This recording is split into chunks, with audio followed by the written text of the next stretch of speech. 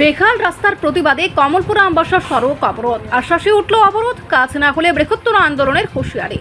বেখাল রাস্তা মেরামতের দাবিতে পথ অবরোধের সামিল হলেন কমলপুর মহকুমা দুর্গাচৌমুহনী আরডি ব্লকের অন্তর্গত হালহালি পঞ্চায়েতের পশ্চিম হালহালি গ্রামের বাসিন্দারা।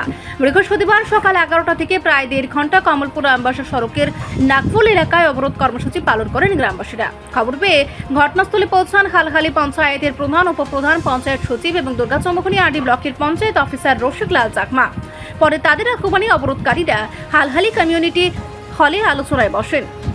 আলোচনা শেষে পঞ্চায়েত অফিসার রশিক লাল চাকমা জানান, আগামী সোমবার একটি প্রতিনিধি দল পশ্চিম হালহালি গ্রাম পরিদর্শন করবে এবং বেখাল রাস্তাগুলির সমস্যা পর্যায়ক্রমে সমাধানের উদ্যোগ নেওয়া হবে। অবরোধকারীদের অভিযোগ, দীর্ঘদিন ধরে গ্রামের একাধিক রাস্তা চলাচলের অযোগ্য হয়ে পড়লেও পঞ্চায়েতের পক্ষ থেকে কোনো কার্যকর উদ্যোগ নেওয়া হয়নি। তবে প্রশাসনের আশ্বাসের ভিত্তিতে আপাতত অবরোধ প্রত্যাহার করা হয়েছে। একই সঙ্গে গ্রামবাসীদের স্পষ্ট হুঁশিয়ারি, প্রতিশ্রুতি অনুযায়ী কাজ শুরু না হলে আগামী দিনে আরো বৃহত্তর আন্দোলনের সামিল হবেন তারা।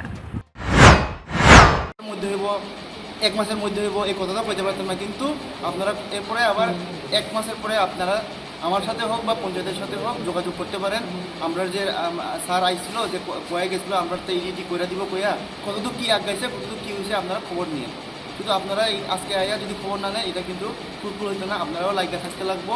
প্লাস আমি আজকে গিয়েই স্যারের সাথে বইয়া চেয়ারম্যানের সঙ্গে কথা কইয়া আমি এই বিষয়ে তারা রাস্তা অবরোধ করছিল, এরপরে আমরা কথাবার্তা কইয়া এটা আপাতত এরকম করে শুরু করছি। তো আমি কইব যে আমিও কথা দিয়ে আইছি, আপনারা এটা যেমনি হোক এই রাস্তাটা করে দেন। এটা রাস্তাটা আমিও জানি। আর প্লাস এই সপ্তাহ না হোক সামনের সপ্তাহের মধ্যে একটা ব্লক থেকে 3 ভিজিট ওইখানেও করা হইব, উত্তরে আমি করে দিই। 3 ভিজিটও আমি করাই ওইখানে সামনের সপ্তাহের মধ্যে একটা 3 ভিজিট করাইয়া কেমনে কি কত আপনারা যত দিচ্ছেন কার বাড়ির থেকে কার বাড়ি অবধি এগুলো সবটি আমরা আসল বিষয়ে আমরা একটু পর্যালোচনা করবো আর রিপোর্ট সংবাদ প্রতীক্ষা।